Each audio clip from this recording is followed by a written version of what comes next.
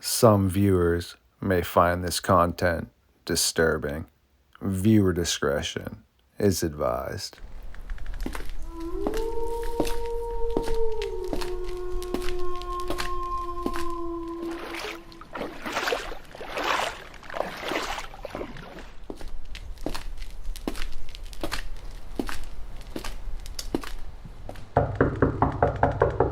William White. Yes, the official geologist of the North American Dogman Project and part of our science team. This is always great to see you here in the Fox Den for another episode of Midnight Lycanthropy here on StarFox Radio. We are going to take care of some business.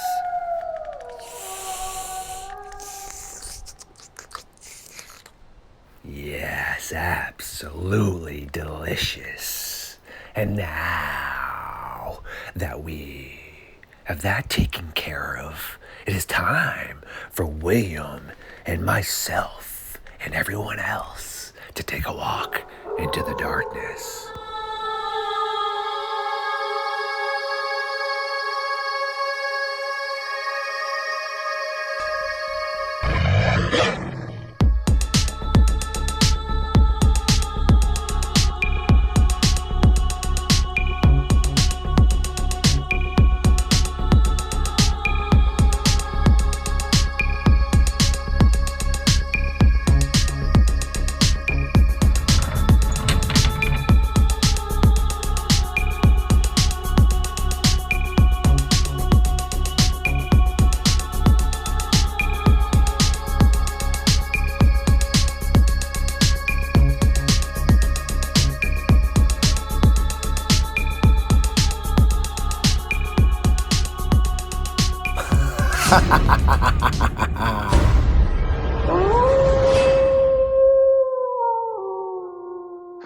My creatures of the night, yes, welcome back to another episode of Midnight Lycanthropy here on StarFox Radio. We have William White, who has just gotten back from a nice vacation, who has decided to once again spend some time with us. And if you don't know who William is, he is the official geologist of the North American Dogman Project. But guess what? He also does many other things. How are we doing tonight, man? Oh man, I'm doing great. I'm all refreshed and relaxed. Got a nice tan going on. Yeah, feeling good. This is excellent. It's always good to definitely recharge and refresh yourself. I haven't done anything fun like that, but I do find myself sometimes just taking a night off or a half a night off from some of the stuff I've been working on just to watch something on TV or go to bed early. So I understand for sure. Absolutely. Yeah, we gotta take care of ourselves first and foremost, Yes, if I don't get, you're gonna laugh because you have children and such. And technically, I should be considered an adult, but I'm really not. I'm just a big child because if I don't get 8 to 10 hours of sleep, I'm not very functionable. So, Dude, I mean, I know a lot of people your age are probably like, I can live on 5 hours or 6 hours of sleep. They're fooling themselves, right? I've in my late 30s, which I am now. I've recently, in the last couple of years, turned over like a new leaf and focused on my health and exercise and eating right and sleeping right. Man, all of us need at least 8 hours of sleep to function properly, to have our hormones be right, to rest and recover, to have our brain be as sharp as possible. You're doing it right if that's what you're doing. So. I appreciate it. No, it's true because I find myself sometimes, like, say, if I want to get something done, but then even if there's only 5 or 7 minutes left on the video, I'm getting tired. You find yourself getting sloppy. You're like, why am I forcing myself right now to diminish the quality of what I would like to put out when I should just recharge, and then hit back at it tomorrow when I have a fresher brain set. So absolutely. Yep. Excellent, excellent. Well, I got some really interesting stuff for you lately. I do believe I sent you the potential Dogman claw marks down in Texas that yes, Jody had sent to him. Yeah, I'd like to get your thoughts on that. Man, those things look wild. The fracture lines, the way they kind of broke, that's super interesting. To me, that almost looks synthetic, or I don't know, very, very crystalline. I will admit I do not have much experience with large animal claws like that, so maybe that's just how they tend to break. But that material is something I'd like to see it analyzed. See what it's made of. Is it carbon based, or is it, something more metallic or silicon based? I'd love to know more about it for sure. Yeah, that's some pretty crazy stuff that he found. So Yeah, no, that's all very valid and great observations as well, because again, we live in the day where unfortunately people like to try to bamboozle us. And well, pretty I'm sure not even saying that like some non-carbon material would be a false thing, right? Because we really don't know what we're dealing with. There are some people that they think that Dogman may be a synthetic organism that was put here by the aliens that seeded Earth with life, if you will, and so yeah, I mean that would be something, right? If it comes back as being like more similar to glass or to crystalline structures than like keratin, which is what our fingernails and our dog's claws and our cat's claws are made out of. boom, mind just blown right there. This is why I always love collaborating with you, my I mean, friend. as a scientist, I just want to be able to eliminate things, right? I just want to be able to say, well, is it or isn't it? Okay, not or yes, and then you follow that path. Yeah, absolutely.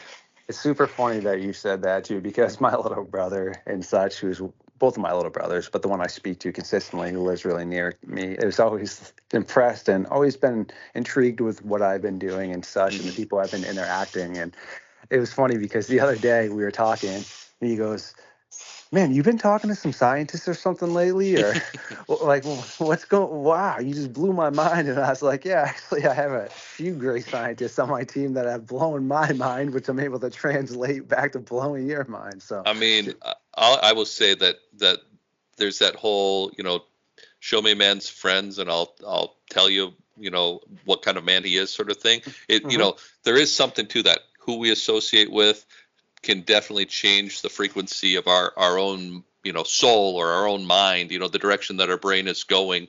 And absolutely, it's you want to surround yourself with people who are inquisitive and questioning and exploring new ideas, if you want that sort of life, right?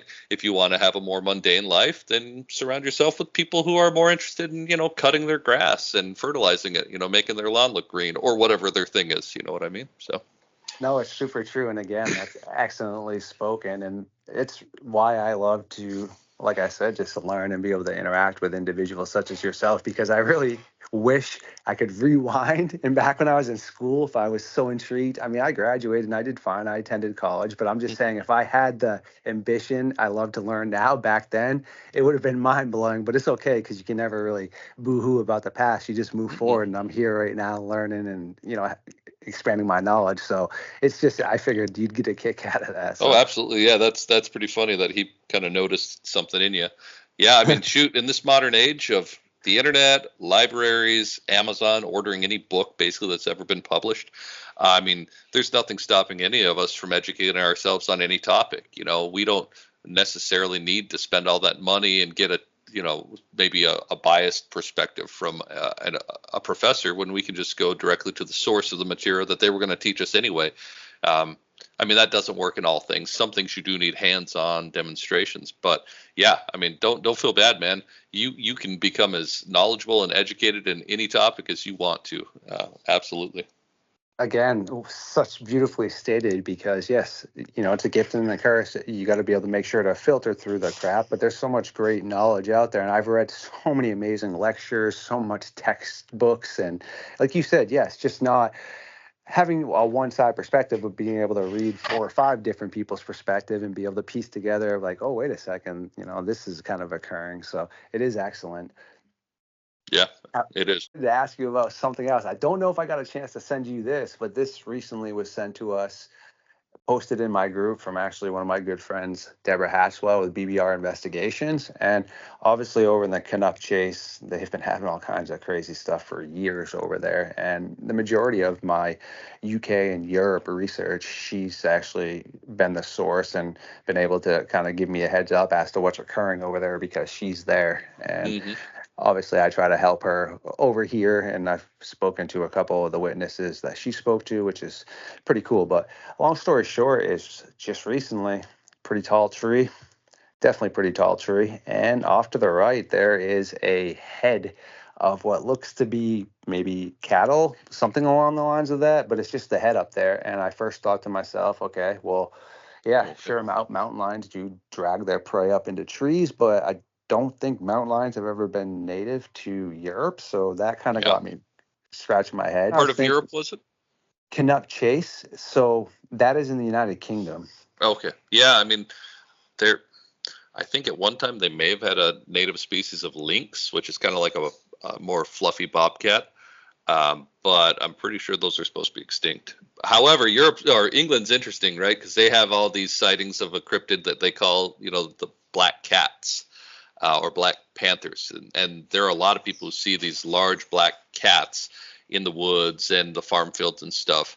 And that's not native to England, and of course their version of the DNR or the Forest Service denies that they exist at all. So who knows, man?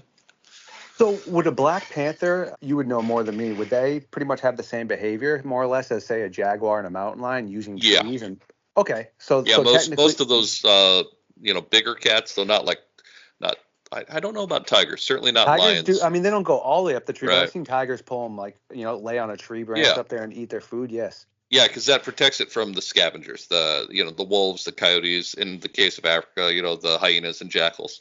So yeah, that's Whereas you got your buddy lions around, they can fight them off. But yeah, all the predators we just named are pretty much solitary at a point in exactly. time. Hmm. Okay. Well, that's super interesting because that was one of the questions I did have, because I have taken Dogman encounters and research as to where people have seen what looks to be body parts of animals just thrown up in trees. There Hmm. was, Jody had said down in the LBL when he spoke to the witnesses, that the little girl was tossed up in the tree when Yeah. and disemboweled. So, I mean, I've heard of this numerous times. And when things are ripped apart and shredded and thrown all around, I mean, that is not just canine behavior, predator No. behavior. Because, I mean, hyenas rips things apart too, and bears rip things apart. But there was another story that was told to me about these boys that were playing outside in New Jersey near the Pine Barrens, and one of the boys had potentially befriended something that was canine looking off in the forest, I guess, and they were getting bored, and he had told, he was the oldest. They were all around the same age. They were younger. They were below like 10 years old. I don't know the exact age in front of me at the moment because I don't have my book open, but either way, he encouraged the other two younger ones to, hey, let's go in the forest. And while their Mhm. parents were inside, they went off into the forest. And the youngest one at the time, who was telling me what had happened, said it seemed like a while, but they're little kids. So how long is a while when you're walking in the forest? But either way, they came to what looked like a fork in this trail, and there was an old, shabby looking cabin, and it was all beat up and stuff. And the oldest kid that had befriended this thing apparently went up to the window and looked in and looked back at them and waved. It was like, hey, come Mhm. look at this. And well, the other two boys went up to look at it, and when they looked in, they saw what looked to be a dog-like type of creature, this thing bent down, looking at little like something on the floor, and there was all these toys that were looked all chewed up. Like the one that had supposedly befriended him was bringing him like little kid toys to chew on or something. And yes, so again, I don't know how to ever verify that outside of speaking to the individual, because it's a unfortunately one side perspective, but Sure. it just does add to what you and I were just speaking about, though, the ripping things apart. But I mean, like I said, cats do that too, so it's a Yeah. predatory thing, I feel like. Yeah. Yeah. Uh, a wolf can be pretty darn messy, right? Of course, Oh. most of these animals, they're not just going to leave, useful scraps flung up on trees or the dirt, just for fun, make the animal look like it exploded. They will rip and tear it and shred it to pieces, but they're going to eat everything that they can. That it takes a wolf, a pack of wolves, a matter of maybe an hour tops to clean up a full-grown elk. I mean, they are incredible in their ability to consume, large quantities. Like we're talking 20 pounds each of meat at a sitting is phenomenal. I mean, can you imagine? A wolf, like I've said before, is roughly the size of an adult man. And I Hmm. can't imagine filling my belly with 20 pounds of meat. I love meat, but I can't do that.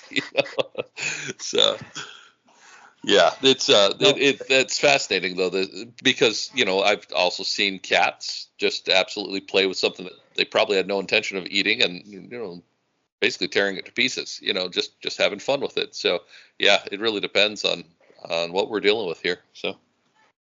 Yeah, that's all super interesting because I know recently up here in New England, down in like Cape Cod, that we've had sea lions and seals washing up. This had occurred before over in California back in, oh shoot, maybe the early 2000s, where same thing, sea lions and seals were washing up with their heads completely bit off, and it would look like a shark, but they weren't eating it. So again, were they just perfecting the aspect of being a top-notch predator, or were they just a demented version of their species?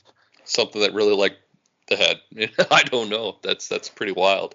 That my instinct on that would be actually to blame it on orcas, because orcas are much more intelligent, and I could imagine an orca saying, you know what, my favorite part of the seal is the head, and I can get seals all day, so why am I going to waste calories on the body? I just want to eat head. I don't know. No, that's beautiful you stated that, because again, orcas do that with great white sharks with the livers. They don't eat the rest of the shark. They just pop the liver out. Exactly. So no, it is super interesting, but for the most part, yes, predators aren't going to waste food. But again, if we are talking about something that is using the trees, whether it's a large cat that we know of, or the Dogman or Sasquatch, they could leave things up there, I guess, that they would come back to get later. But I would think potentially with them being around cave systems though and such, wouldn't you just bring your leftovers back into your cave system that you're chilling in, if that's where you are, where all these people are missing? Might depend on how far they wandered from the entrance of the cave, because I know everyone likes to ascribe all these supernatural abilities to both Bigfoot and the Dogman, but in my mind, you're dealing with a 700-800 pound predator, and that predator, uses energy, and carrying a 200-pound deer, 10 miles might use more energy than it wants to use. So, maybe it eats part of it and then hangs the rest up in a tree while it's doing whatever it's doing and comes back and eats some more. I don't know, frankly, That's a great logical question, though, because again, tigers don't drag their stuff that far away. I mean, there's usually, they consume it near, and they would probably come back. And I know bears dig caches, and like you said, wolves are in packs. And actually, back to that, unfortunately, because you know how when you're watching stuff, sometimes things just randomly pop up. Well, one time I was watching some stuff just basically about how people shouldn't be leaving their domesticated dogs outside in wolf territory, whatever. But either way, these guys were hunting. I don't know dog hunting too well, like the breeds they use. I don't know. I'm not a hunter, but I think he said something about a red tick and something about, I don't know, some other hound. That sounds legit. Yeah, I mean, red ticks are common hunting dogs, depending on what you're hunting. Yeah. So they're out there, and he lets his dogs go. They have like the little wire on their collar so that he can, whatever. So they're off, and they just boom. And all of a sudden, you hear him, and you hear the dog something, and he's like, oh my goodness, the wolves they're getting him. And by the time he made it to where he was, keep in mind, he had just let these things kind of go. I mean, it might have taken him 10, 15 minutes to get there. There was nothing left of these dogs except for their head and their tail, like the whole skeleton, and that was it, man. Like, and there was just blood obviously everywhere. That's insane. They had consumed, like you said, everything except for where the collar was, and just basically like the skull, because they obviously heard him coming and firing off, and they probably would have. Yeah, they probably would have. I mean, in the skull, you've got the tongue, which is a nice strip of meat too, and the brain. Lots of animals like brains. So, yeah, if left to their own devices, they probably would have finished that dog off. Which is, again, a lot of people don't really realize with predators. See, humans, we tend to like the pieces of steak that's like more muscleless. Of course, they're eventually going to eat that, but the first things that animals go for are always like the organs and blood and such. And I came up with some interesting questions potentially with, like, say, the chupacabra, because a lot of people think that some of the sightings do fall into line with some of the Dogman sightings, but they would be like, oh, well, why is it just drinking the blood? Right. And my response would be, because most likely it was interrupted as into regards as to what's occurring, because if blood's spewing out everywhere, okay, yes, they are going to lick that up first. It's no different than your house cat that, like, if you drop a burger on the floor, starts licking up the blood, like nutrients, okay? There's a ton of nutrients in blood, absolutely, yeah. Yes, and then they go for the organs afterwards, and then you would get like the muscle type. So obviously it seems like in almost all these times, farmers and such are hearing this commotion of their livestock or animal being mauled, so they hear it screaming, and they go out, start firing their gun off. Okay, the blood's mostly been seeped up. Well, yeah, of course, correct? Sure, that's a reasonable theory. Yeah. Okay, because it's just like I said, I feel like sometimes we as a society now just have gotten away from Common legitimate sense. questions. Yeah, Yeah. and common sense, man.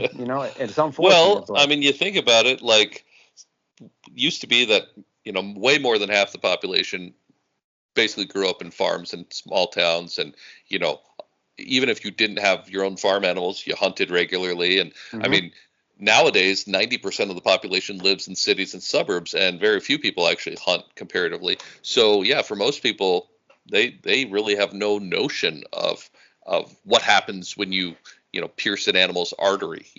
How quickly yes, something bleeds out.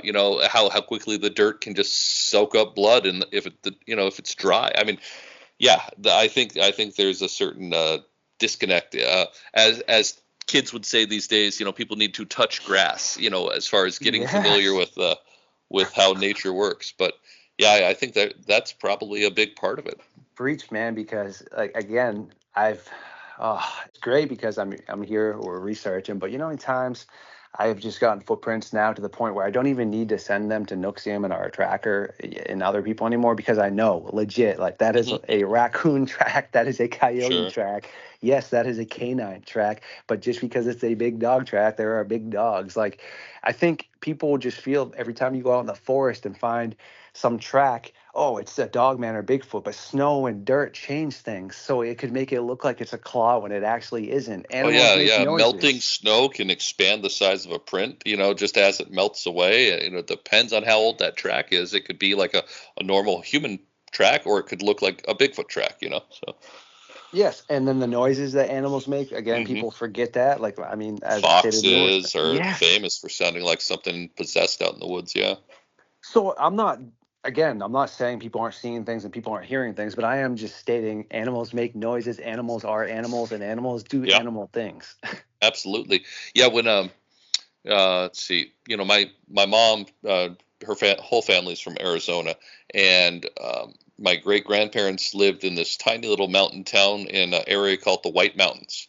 And so my mom and her brothers and sisters would visit during the summertime pretty regularly and enjoy kind of the rural life in the mountains in a simple cabin with their grandma and grandpa.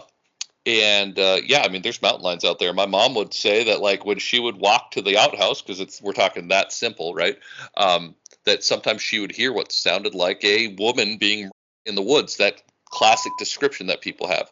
And for someone who's not aware of it, they think, wow, that's got to be Dogman or the Rake or whatever. But in reality, it's a much more natural, but no less terrifying predator, just the common mountain lion. So yeah, Yes. absolutely, absolutely. That's totally very factual as well. And again, like you said, just the fact and hyenas sound like little kids laughing. There's just, like I Hmm. said, a lot that goes into it. And I do just encourage everyone to, like William was saying, the knowledge is out there. There really is no Well, yeah, I excuse. mean, I think Yeah. if anyone's going to be an investigator, they need, good science. And here's the thing. Modern science done by a lot of modern scientists with fancy letters after their name is oftentimes not good science. And the reason why hmm is because what oftentimes happens is someone takes the conclusion they want, they kind of hope is reality, and then they go and find the evidence that backs that up. Well, that's bad science, and that's not how we got where we are as a society today. But if we continue doing that, we're not going to get very far. What people should do instead is create a hypothesis, and that hypothesis can be something you actually don't want to be true. Like uh, that's fine as long as you treat it fairly. You create that hypothesis. I think that X, Y, Z because of T and Q. And then you go and do research. Then you go and investigate. And you have to be honest with the information at hand. And you use that information to either support or eliminate parts of your hypothesis, basically prove or disprove it. That is science in a nutshell. That's how it should be done. But unfortunately, in the last, I don't know, 10 to 20 years, it seems like we've really drifted far away from that in general. But yeah. Yeah, no, it's unfortunate, but it is good. Like I said, I would like to think we're all here at the North American Dogman Project trying to get out things that are proper information and just, like I said, trying to educate people in regards of, hey, we do have animals that are prowling around here. Yeah, I mean, there can be reasons and explanations for. One of the things I really hate, well, hate is a strong word, but it annoys me, is in Dogman groups when people post a large dog print, canine type print, and say, "Oh wow, I think this is a Dogman print," and they're trying to do good, and they put a notepad or a pencil or something down beside it for scale, and I look at it and I go, "Well, that thing can't be more than like 4 inches across." Yes. So a little bit about myself. I am a legit barefoot 6'4". I'm pretty tall, and I weigh generally somewhere around 250 pounds. I work out. Some of it's muscle, some of it's fat, whatever. But that's my weight. That's my height. Well, my feet, I wear size 14 shoes. I have very large feet, and the reason why is because large people need large feet to support that weight and not sink into the mud and not break their bones, with smaller, weaker feet. And it's no different for a dogman or a Bigfoot. Well, that's why Bigfoot have big feet, right? In theory. Even a squirrel, though, my pet squirrel, her feet are huge. Exactly. And probably part of that is in nature. So, squirrels are active in the wintertime. Well, if she just sinks into the snow when she's trying to go out and forage because she didn't store up enough nuts, she might get stuck and starve or freeze to death. So Yep.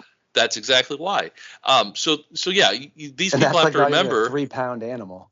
that at a minimum, if you're talking about some of the smaller dogmen that people claim to have seen, say between 6 and 7 feet tall, weight estimates on those is somewhere around 300 to 350 pounds.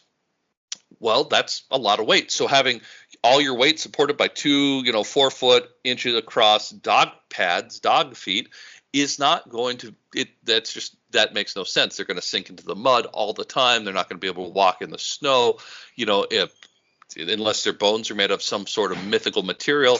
Quite likely that their bones aren't going to be able to support that much weight regularly, especially walking on 2 feet. So yeah, I think about stuff like that all the time, and then people oftentimes will say, no, this thing had to be like 600 pounds, 800 pounds. Yeah. It's like it looked like a bodybuilder, but times 2, shoulders that were like 3.5, 4 feet across. I mean, yeah, fine. If you're talking about something that's like 600 pounds, it's going to need big feet. So don't come to me with what's probably a Great Dane's track or maybe a Timberwolf's track and say this is a dog, man. I'm going to be very skeptical. We'll continue to preach because, correct me if I'm wrong, it's no different than a grizzly bear's footprint. They're huge grizzly bear, huge. It's a huge dang footprint and a huge dang paw, and and that matches the size of this animal. Yep. Yeah, the grizzly bear are somewhere in, inland grizzlies are like 5 to maybe 700 pounds if he's well fed and a big mature male. Coastal grizzlies can get like in Alaska, over 1,000 pounds. Yeah, they're all going to have really big feet, and they do. All you have to do is go look up online, grizzly bear paw, and you'll see 100 different pictures of, some hunter holding up the bear's paw next to his face or his gun or whatever. And it's like, Jesus, that thing's the size of a dinner plate. Yes, and even Siberian tigers, much larger than a wolf's print. The largest wolf's print does not even compare to like the paw print size of a tiger. That it can almost like palm your head. And tigers and bears walk almost exclusively on 4 feet. Bears obviously can get up on 2 feet, but they don't, walk very far like that. And so if their feet are that big when that weight is being distributed more or less evenly on 4 feet, now imagine a creature that's supposed to be very nimble, very agile, and, regularly is seen walking on 2 feet. He's going to have much bigger feet than even a grizzly bear would be my guess, So. It would have to, in regards of like you were stating, if we are going to try to, logically speak about scientific aspects, and if we are going to, try to approach it in regards of that, it would make sense. But before we do let you start to get rolling back to your night, have you ever heard about or heard the Glen LBL encounter firsthand? Is that the original one with the family that got massacred, or is this something that happened at a later date? So no, it's not the original, and I actually would say, in my eyes, this is the most credible LBL of anything. His name was Glenn. He worked for the Fish and Game with the LBL, so not directly for the LBL, but he would stock the fish in there with rainbow trout, etc. Okay, and sure. he was of cancer, and he spoke to Jody as his dad. I have listened to that interview, but it's been a number of years. So yeah, if you want to refresh me on that, go ahead. Yeah, so as basically his confession, he told Jody what was occurring, and it was nightmare fuel. And we're actually doing a really creepy, short 2.5 minute video about that to promote into the podcast we're going to be working on. But Oh he was yeah, out and he saw these younger couple, and they basically, in his words, heard his boat coming, so they came out and he started screaming at them because he saw something large behind them at this point in time. Couldn't yeah, tell what it was.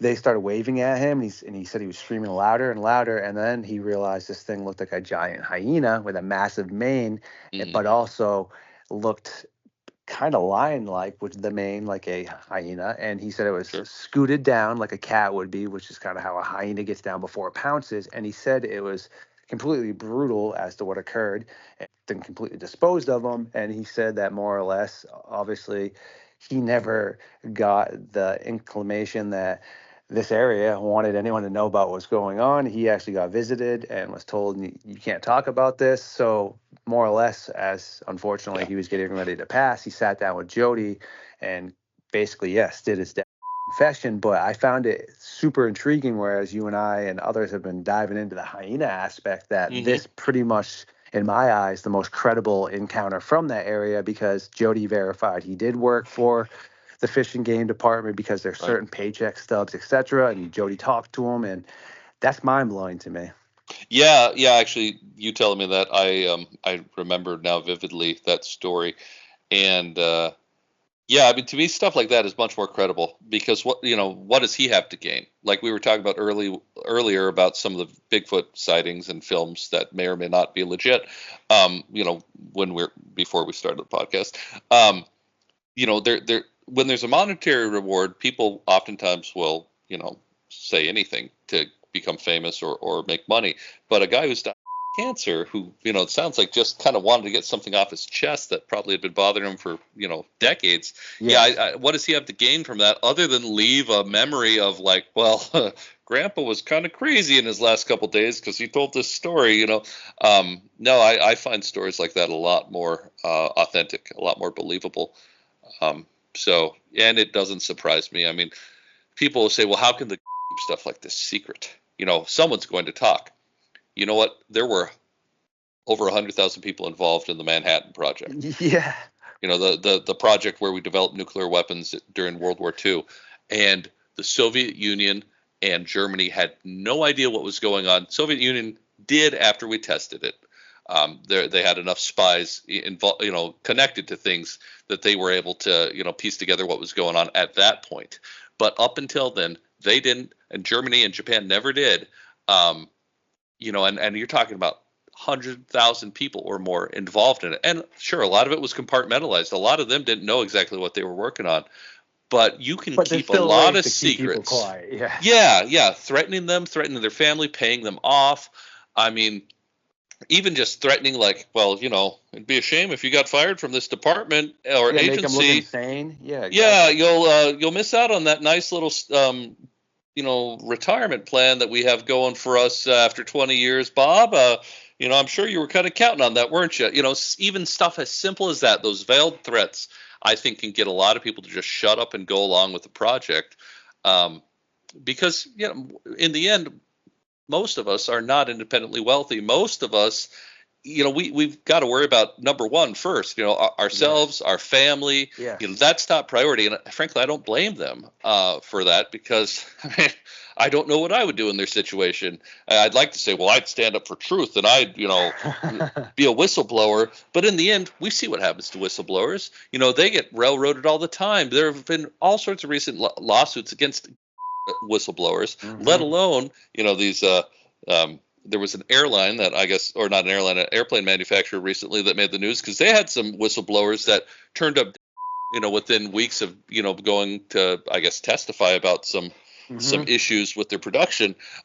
So yeah, who's going to risk all of that just so people know the boogeyman exists in the woods? I don't know. And like you just stated, that's all super creepy and spot on. And again, I would just ask anybody, what does Glenn What did he have to gain from this? North American Exactly. Dogman Project, we are the only people that have his interview, and it's not even listed as public. No one else has access to it. This means no one else has, unless you're in with us in our organization, have heard this interview. So again, nothing has been gained off of this. No publicity, nothing. Like, he didn't get money off of this. He just felt a need to tell us something that occurred that he witnessed, and yeah, it's mind-boggling to me. Absolutely. Yeah. And not that I wish anyone died here, but I wish more people would be willing to come forward at some point in their life where they feel like they have nothing else to lose and tell the truth, So. Well, like you said, what are you going to take from me at this point in time? Yeah. I got That's the months thing. left to live. Yeah. So, but no, totally interesting. But again, I appreciate you, man. Yeah, I know you're a super busy guy, so it's always great to get you to pop in and pick your mind. And again, another epic conversation. And I look forward to our next with some more interesting stuff to tackle. Absolutely. As always, it was a great time. I enjoyed it. Look forward to next time. Thank you for everyone who once again stopped by tonight to support myself and William for another episode of Midnight Lycanthropy here on StarFox Radio. Please like, subscribe, and share my content. Feed the algorithm. And until next time, make sure you realize there are people missing.